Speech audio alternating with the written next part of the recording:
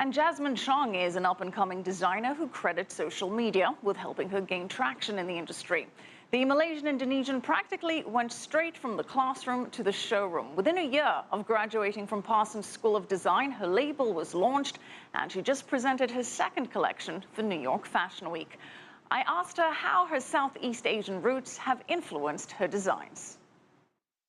I think that growing up in Malaysia and Indonesia, we went to a lot of people dress up a lot to go to, afternoon tea, to go to dinners and restaurants, and I was always around sort of a flurry of women who were always well dressed, and having a mother who was a designer, women who loved beautiful fabrics and loved saturated colors, and that was something that I naturally sort of held on to. Do you feel that that still permeates your designs now, that celebration of color that we see in Malaysian and Indonesian culture? It's interesting. I feel that it's been a bit of a mix. So that has sort of informed my sense of fabrics with luxury fabrics and silks. But moving to New York, I think, has changed how I see color. I enjoy a more muted palette, a softer palette. I do love some color, but it's definitely not as saturated as things that they are more popular in Asia, I think. Jasmine, when you design, do you have a profile in mind? Is there a particular client that you're envisioning during the creative process? Yes, definitely. The woman that I design for, she appreciates quiet luxury, subtle details that make a piece really special, something that has a story behind it. She prefers silhouettes that are soft but also really strong. What does that mean to you? How are you soft yet strong? I personally prefer softer silhouettes and more feminine silhouettes, like fit and flare pieces in silk and really soft textures. But I feel that soft does not have to mean fragile. I think soft can also mean strong, and I think that's the woman I design for. Is there a celebrity or somebody that you would most like to dress? Which woman in the world would you love to see wearing your clothes? In terms of a celebrity, I would say Cate Blanchett. I think she's beautiful, she's serene. But I would say on an everyday basis, when I see my mother or my sister or people close to me, my friends wear my clothes and feel beautiful in it, it reminds me that this is exactly why I'm doing what I'm doing. Well, you have said that the most beautiful things in life are the ones that don't last. How does that apply to you and your work?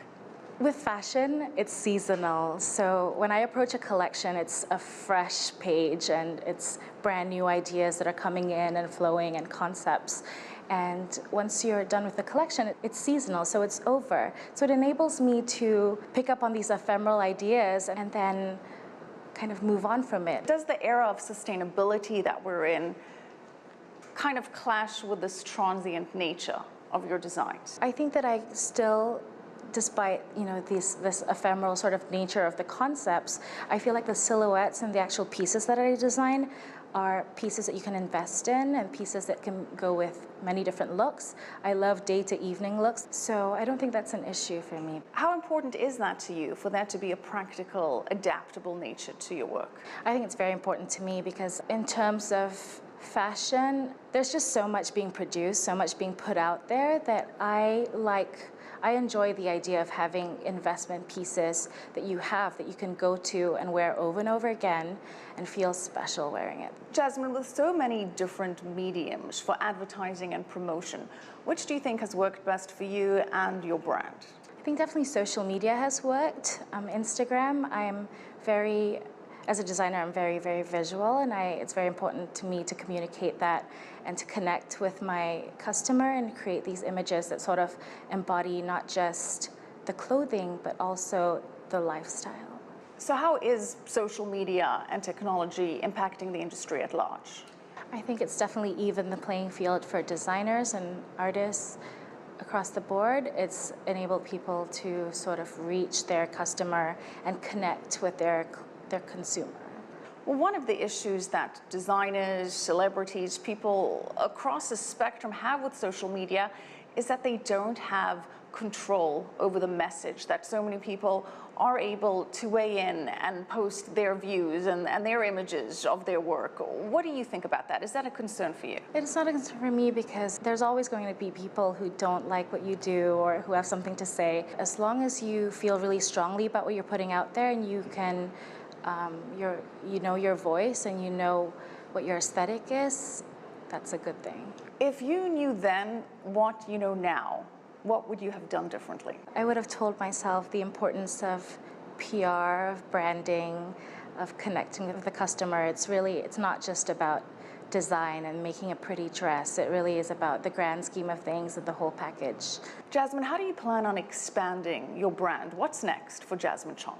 Well, given that I'm originally from Southeast Asia, I definitely am excited about what's going on in the fashion scene over there. There's greater interest in fashion, there's greater interest in luxury, there's more attention sort of given to designers and to artists, and I think that's something I definitely want to be a part of.